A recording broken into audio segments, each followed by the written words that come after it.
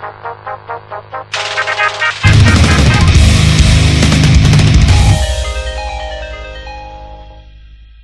everyone, how's it going? Welcome back to the thing I do on YouTube sometimes, or something. How was everyone's Thanksgiving? I hope it was lovely if you live in the US, and I hope it was a non-eventful day for those that don't live in the US. Mine was great. I went and saw my pappy, who's pretty great, and he lives out where I grew up, out in good old Highland, Redlands, California. And that was fun, so we had a great dinner, and then I went and had Thanksgiving with Jessica and her mom, and Ross and I were there, and it was great times. And Jessica's mom is an amazing cook, and she makes vegetarian food, because I'm vegetarian, so I get to eat vegetarian stuff on Thanksgiving, which she makes amazingly. She fries these little thing called tender bits, and they're kind of like fried like fake meat, but they're amazing, and she's the only one that makes them that good, so it was great. I ate a lot of food. And today I have a warm beverage in my Renaissance Pleasure Fair 2013 cup. And it's actually Lady Grey tea. I had to go get a new charger for this silly camera right here because I lose them every time I try to charge my camera. And so I went and got a new charger and found another little coffee shop over by the Fry's out here in Burbank. And it was really cute. I think it was called Moby Coffee or something. And apparently they have a web series and a coffee shop, I don't know, but they were really nice, and they made a Lady Grey like latte with caramel sauce, and it was amazing. So I bought some of their Lady Grey and I made it here. They're super into tea there, so if you live in LA and you want some good tea, go head on over there and check out their tea selection, because it's pretty grand. And it's good. It's really good. So that's what I'm drinking today, my warm beverage. I love this cup because it's like crazy Stein. But it also says, you know, Renaissance. I love the Renaissance Fair. I've been going since I was a kid, so good memories. Good memories, guys. So this week, since it's December, hooray! I have some inspiration for you guys, because everyone liked my little art book shenanigans last time, and I have a lot of art books, so I will show you guys them once in a while. I have a bunch of books actually on the Krampus. So this is the Devil in Design Krampus postcards book. You can go check it out. It's got a bunch of old postcards of the Krampus. Now, if you don't know what the Krampus is, it's kind of an assistant to Santa Claus that runs around and like whips kids with a thing of like sticks and carries a basket full of orphans. It's amazing. And there's a lot of really old postcards with designs of the Krampus on there because they were sent around. I think it's in Austria. A few other Germanic countries had the Krampus as Santa's helper, and the postcards are just like downright weird. It's like the demon guy like carrying children and like girls and dudes and like being creepy, and it's amazing. It's one of my favorite Christmas time things, and it's a great design too. Like the monster is just really cool, very like old style demon-y kind of look.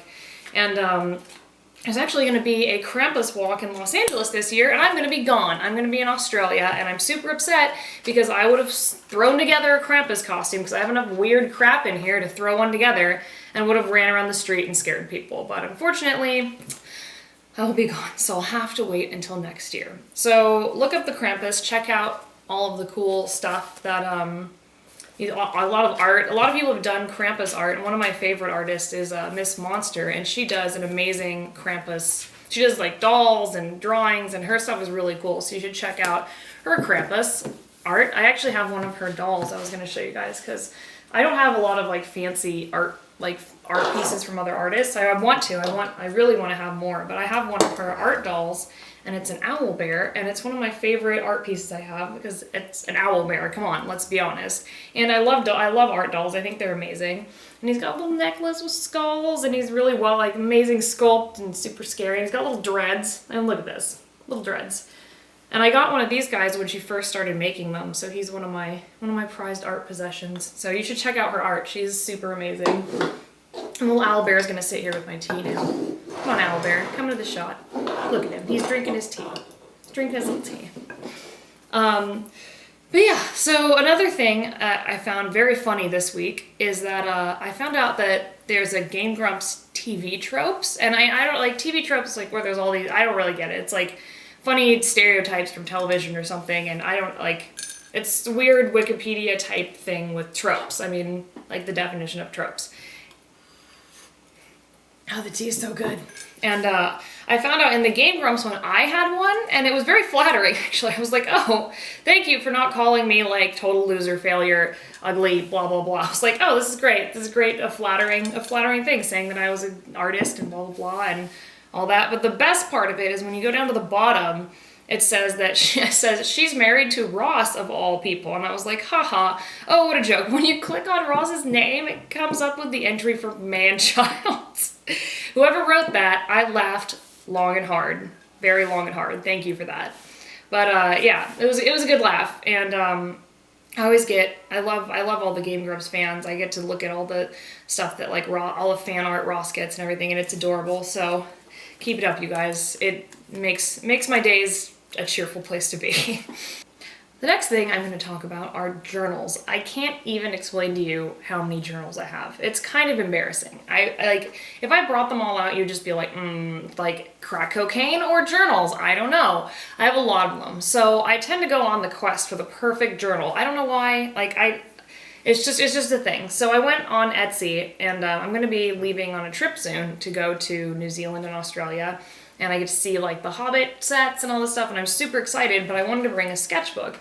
And for some reason, I wanted the perfect sketchbook. I'm gonna find a perfect sketchbook to bring with me so that I can just draw on it and just make, like, a, Guillermo del Toro notebook while I'm traveling, which never happens because I usually screw up one page and end up making just a mess, over it. I'm like, well, guess I can't do this because my pages are messed up, and I just drew, like, a smiley face in the corner. It looks like a disaster. But regardless, I went to this Etsy shop. It's, I think it's Etsy. I found, here's her little tag, vickysheehan.etsy.com, and it came in such, like, I got this journal. It's an awesome hand-bound journal because I have a problem, and it came with this little paper crane because people on Etsy do just adorable things, and another little bound book that said thank you with amazing paper. I love, like, hand-bound stuff too. My friend Hillary hand binds books, and she has been teaching me, and I'm not that good yet, but at least I understand the concept, so I'm going to get better and make my own journals. But until then, I got this one, and you can see the binding on the side. Hillary would know the name of it. There's some kind of name, and it looks super cool and medieval. And why it's so awesome is because I love drawing on toned tan paper, and toned tan paper you can do, like, white pencil and ink, which is what I usually do. And this is a toned tan journal, so the paper inside is actually toned tan. So that's pretty freaking exciting. So I can carry it around like I'm going on the Lord of the Rings journey over in New Zealand and draw all my little stuff in there. And yeah, I love journals. It's just like, they're so amazing. Seriously, it's a problem. It's like there's hoarders, they buy purses and shoes. I buy paper. I have so much paper, you guys. It's not funny. I love them. But yeah.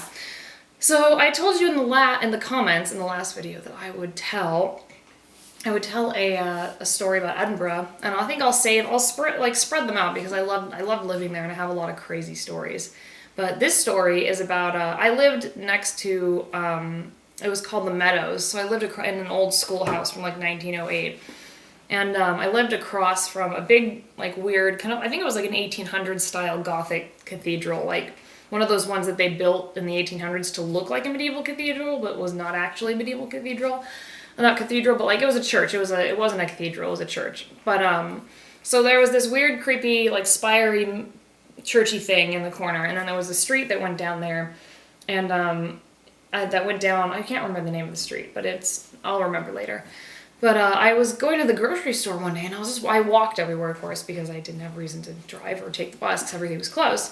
So I was walking to this, like, hippie vegetarian grocery store that I bought from, and I saw to the side of me a new store had popped up or something, but it was closed, and it was black. It was one of those little, like, UK tiny little things. And on the like the little plaque where they paint their names, it said the portal. And I was like, okay, that's weird. There was nothing there. Like, and it hadn't been there before because I walked that path like once or like at least like 2 or 3 times a week, and it was never there. And I walked by it and I was like, that's weird. Okay. So I went to the grocery store, did my thing, like got my groceries, and I started walking back, and I looked over and it was gone. Like, it was just gone. It was gone. Like someone had it had been painted over or so. I couldn't even find the building. It was just gone.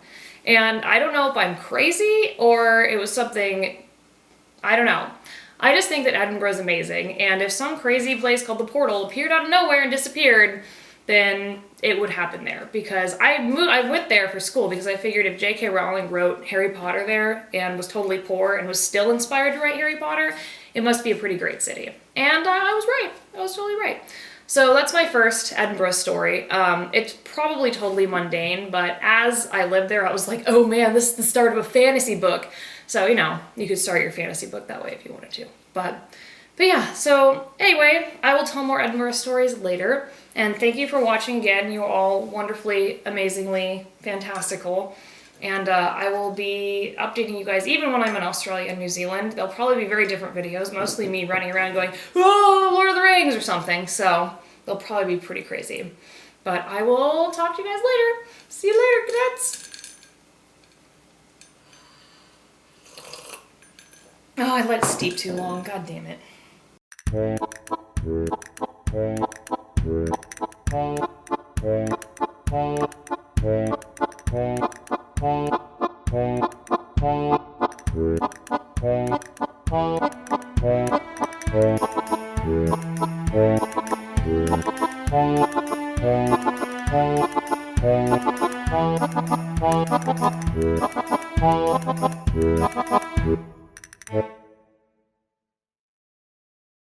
Holding Arthur in the video.